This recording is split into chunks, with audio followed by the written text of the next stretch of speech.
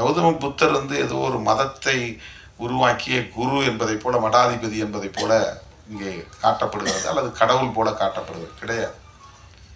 இந்த மண்ணில் சமத்துவம் இல்லை, சமத்துவத்தை உருவாக்க வேண்டும் என்பதற்காக ஒரு கோட்பாட்டை உருவாக்கியவர் கௌதம புத்தர். சுதந்திரம், சமத்துவம், சகோதரத்துவம் என்பதுதான் பௌத்தத்தின் அடிப்படை கோட்பாடுகள். அரசமைப்பு சட்டத்தில் பிரியாம்பிள் என்கிற முகப்புரையில் அம்பேத்கர் அவர்கள் எடுத்து கையாளுகிற இந்த சொற்கள் பகவான் புத்தரின் போதனைகளில் இருந்து நான் எடுத்து கையாண்டது என்று புரட்சியாளர் அம்பேத்கர் அவர்கள் விளக்கம் தருகிறார். பிரெஞ்சு புரட்சியிலிருந்து நான் எடுக்கல, அவருடைய போதனைகள் இருந்து. ஆகவே அவரும் இந்த சாதியின் பெயரால் இருக்கிற சமத்துவமின்மையை எதிர்க்கிறார்.